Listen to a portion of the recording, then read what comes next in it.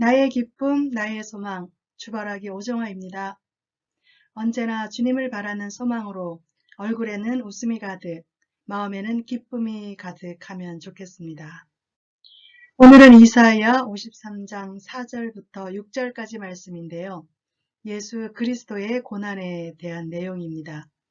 예수님은 우리의 질고를 지고 우리의 슬픔을 대신 당하셨습니다. 징계를 받고 채찍에 맞음으로 우리를 치유하셨고 우리 모두의 죄악을 담당하셨습니다. 4절 그는 실로 우리의 질고를 지고 우리의 슬픔을 당하였거늘 우리는 생각하기를 그는 징벌을 받아 하나님께 맞으며 고난을 당한다 하였노라. 예수님이 고난받은 것은 예수님이 죄가 있어서가 아닙니다. 질고란 우리의 삶 속에 늘 따라다니는 질병이나 고통을 말하는데 예수님은 우리의 질고와 우리의 슬픔을 대신 당하셨습니다. 사람들은 예수님이 징벌을 받아 마땅함으로 고난당한다고 생각했으나 예수님은 죄가 없으십니다. 죄도 없고 아무 흠도 없으신 예수님은 우리의 죄 때문에 십자가에 죽으심으로 우리에 대한 하나님의 사랑을 확증해 주셨습니다. 5절 그가 찔림은 우리의 허물 때문이요 그가 상함은 우리의 죄악 때문이라. 그가 징계를 받음으로 우리는 평화를 누리고 그가 채찍에 맞음으로 우리는 나음을 받았도다.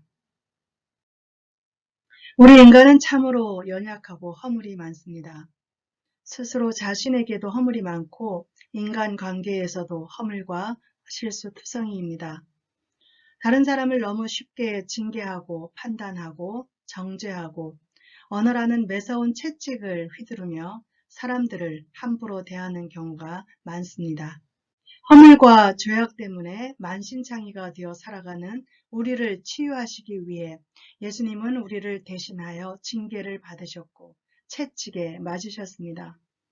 십자가 위에서 죽기까지 고통당하면서도 참으시고 예수님은 마지막까지 용서하셨습니다.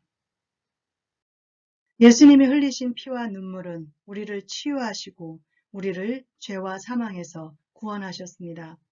철사줄에 꽁꽁 묶인 영혼의 속박으로부터 우리를 풀어놓아 자유하게 하시고 우리 마음을 사로잡은 생각의 감옥으로부터 해방시켜 진정한 평강을 베풀어 주셨습니다. 마음속에 평화가 없다면 예수님이 함께 하시지 않는 증거이며 무언가에 사로잡혀 힘들어한다면 예수님을 떠나 있거나 예수님을 인격적으로 제대로 만나지 않았다는 증거입니다. 예수님을 의지하지 않고 자신을 의지하기 때문에 헤어나오지 못하는 수렁에서 고통당하는 것입니다. 이처럼 세상의 걱정과 근심에 사로잡힌 자에게 진정한 자유와 평화를 주시기 위해 예수님은 우리 모두의 죄악을 친히 담당하셨습니다. 마음이 상한 자를 고치며 포로된 자에게 자유를 주시고 갇힌 자에게 노임을 선포하셨습니다. 6절 우리는 다 양 같아서 그릇 행하여 각기 제 길로 갔거늘 여호와께서는 우리 모두의 죄악을 그에게 담당시키셨도다. 소나 개나 고양이들은 자기 길을 스스로 찾아가지만 양은 스스로 자기 갈 길을 찾아가지 못한다고 합니다. 시력도 안 좋아서 3미터 앞도 잘 볼 수 없고 방향 감각도 없어서 쉽게 길을 잃어버리기도 하지만 양은 자기를 인도하는 주인의 소리를 들을 때 갈 길을 잘 따라간다고 합니다. 우리 인간도 마찬가지입니다. 예수님을 믿는다고 하면서도 예수님의 말씀을 따르지 않고 제멋대로 살다가 삶의 방향을 잃고 헤매며 방황하기도 합니다. 그래서 우리는 항상 예수님의 인도하심을 따라 살아야 합니다. 하나님은 우리를 구원하시기 위해 예수님을 속죄양으로 삼아 우리 모두의 죄악을 예수님에게 담당시키셨습니다. 예수님이 나의 죄를 사하셨음을 믿고 구원받은 우리는 예수 그리스도의 은혜로 인하여 의롭게 되었고 새 사람이 되었습니다. 우리는 이제 그리스도 안에 새로운 피조물, 새 생명으로 거듭나게 되었습니다. 예전에 어떤 잘못과 실수를 했다 하더라도 하나님께 자백하고 회개하면 하나님은 이전 것을 기억하지 아니하시고 우리에게 평강을 주시고 우리를 선한 길로 인도하시며 우리에게 밝은 미래와 희망을 주실 것입니다. 오늘 본문 말씀에서 보았듯이 예수님은 아무 죄도 없고 아무 흠도 없으시지만 우리의 질고를 지고 우리의 슬픔을 대신 당하셨습니다. 우리를 대신하여 징계를 받고 채찍에 맞음으로 우리를 치유하셨습니다. 우리 모두의 죄악을 담당하심으로 죄와 사망에서 우리를 구원하셨습니다. 베드로전서 3장 17절에 선을 행함으로 고난받는 것이 하나님의 뜻일진데 악을 행함으로 고난받는 것보다 나으니라. 선이란 하나님의 뜻을 따라 내 자신은 물론 다른 사람에게 유익하게 행동하는 것입니다. 악은 어떤 모양이든지 생각이든지 농담이든지 행동이든지 가까이 하지 말아야 합니다. 하나님은 전지전능하신 분이시기에 모든 인간을 속일지라도 하나님을 속일 수 없습니다. 하나님은 우리를 존중하시기에 우리에게 자유의지를 주셨습니다. 그러므로 무언가를 선택하거나 결정할 때 어떤 것이 정말 하나님 마음에 합당한 것인지 항상 하나님의 뜻을 구해야 합니다. 시편 119편 71절 고난 당한 것이 내게 유익이라 이로 말미암아 내가 주의 율례들을 배우게 되었나이다.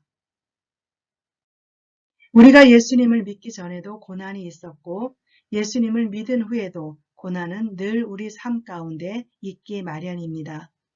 그러나 예수님을 믿는 사람과 믿지 않는 사람은 고난을 마주하는 마음과 방법과 태도가 아주 다릅니다. 예수님을 믿는 사람은 고난 속에 있을지라도 하나님의 뜻이 무엇인지 분별하여 하나님의 섭리를 발견합니다. 고난 중에 있을 때에는 고난이 유익이라 여기지 못할 만큼 처절하지만 하나님이 모든 일과 사람을 다스리심을 바라보아야 합니다. 하나님께 절대적 주권이 있음을 인정하고 전적으로 하나님께 의지할 때 고난의 문제가 비록 클지라도 그 너머에 고난의 상황을 주관하시는 하나님의 손을 붙잡게 될 것입니다. 고난을 헤쳐나가려고 분투하는 나를 바라보시는 하나님의 눈길을 마주하게 될 것입니다. 고난을 통해서만 배울 수 있는 것이 딱 한 가지 있는데 그것은 바로 고난 속에 마주하는 인간을 배우는 것입니다. 나라는 한 개인의 인간을 배우며 더 나아가 나와 관계된 사람들을 배우며 좋은 인간관계를 유지하고 지키는 법을 배우게 됩니다. 고난을 벗어나는 길도 딱 한 가지 있습니다. 시편 34편 19절에 의인은 고난이 많으나 여호와께서 그의 모든 고난에서 건지시는도다.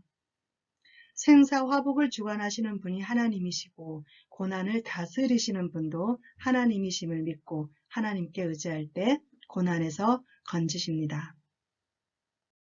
아무 죄도 없고 아무 흠도 없으신 예수님이 왜 고난 당하셨을까 생각해 봅니다. 나를 구원하기 위해 물과 피를 다 흘리신 주님의 보혈이 내 심장에 강같이 흐를 때 주님은 지금 흘리는 고난의 눈물을 맑게 씻어주시고 새롭게 하실 것입니다. 죽을 만큼 힘든 고난을 겪고 있습니까? 이도 또한 지나갈 것이고 고난이 지나간 자리에 죽지 않고 살아있음을 뼈저리게 감사하게 될 것입니다. 감사의 자리에 하나님이 계심을 보며 모든 고난의 순간에 함께 하셨음을 알게 됩니다. 기도하겠습니다. 존귀하신 하나님 감사합니다. 이 땅에 고난받는 사람들이 많습니다. 고난을 헤쳐나올 길을 찾지 못해 방황하는 사람도 많습니다. 나의 유익을 구하고 나의 욕심을 채우기 위해 다른 사람에게 아픔과 상처를 주고도 자기 합리화를 하고 용서를 구하지 않습니다. 십자가에 주님 못 박힌 손과 발에 다시 또 못을 받고 물과 피를 다 흘리신 주님의 심장에 비수를 꽂아 주님을 아프게 합니다. 우리를 긍휼히 여기시고 용서해 주세요. 구원의 은혜를 기억하며 자신을 낮추고 겸손한 마음으로 모든 것에 감사하며 살아갈 수 있게 해주세요. 예수 그리스도의 이름으로 기도합니다. 아멘.